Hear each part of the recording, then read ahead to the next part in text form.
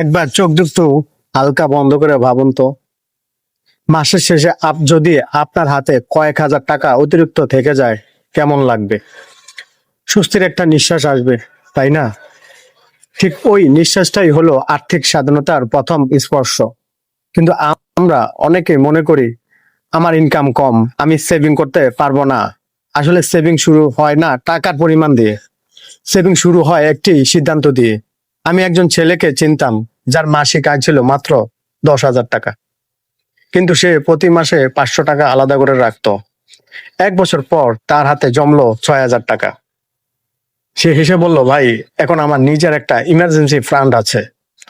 তখন বুঝলাম সেভিং কখনো বড় টাকার বিষয় না, এটা অভ্যাসের বিষয়। যেমন একটা ছোট চারা গাছ সময় নিয়ে বড় গাছে পরিণত হয়, ঠিক যে সেভাবেই ছোট সেভিং সময় নিয়ে বড় হয়ে দাঁড়ায়। আমাদের অনেকেই টাকা কোথায় যাচ্ছে সেটা বুঝে উঠতে সমস্যা হয়। এটা খুব বড় ভুল। একটা ছোট খাতা নিন বা মোবাইলে নোট খুলে প্রতিদিন লিখে রাখুন কোথায় কত টাকা খরচ করলেন। মাত্র 1 সপ্তাহ পরে দেখবেন আপনি এমন কিছু জায়গায় টাকা খরচ করছেন যেগুলো মনে করারও কথা না।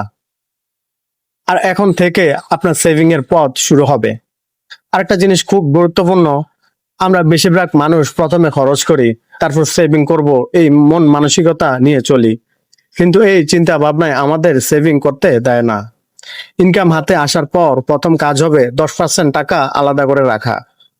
আপনি চাইলে এর নাম দিতে পারেন ফিউচার মি ফান্ড, মানে ভবিষ্যতের আপনাকে আজকের দিনের ছোট উপহার।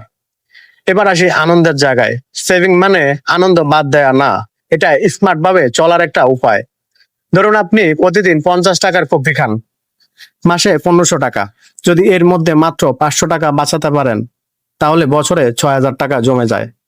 দেখলেন আনন্দ কমছে না, শুধু অপ্রয়োজনীয় অতিরিক্ত কমছে। এটাই স্মার্ট লাইফস্টাইল।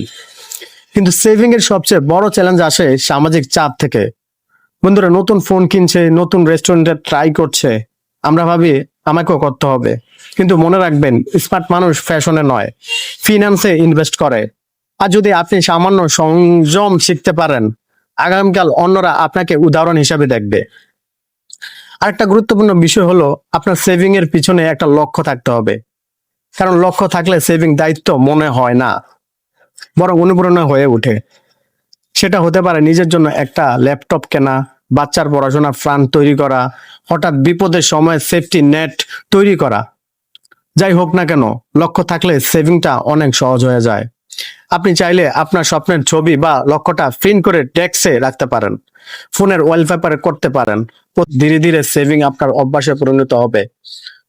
আর যখন কোনো কিছু অভ্যাস হয়ে যায়, তখন সেটা করতে আর কষ্ট লাগে না। টাকা সেভ করা মানে নিজেকে কষ্ট দেওয়া নয়, বরং এটা নিজেকে ভালোবাসার একটা সুন্দর প্রকাশ।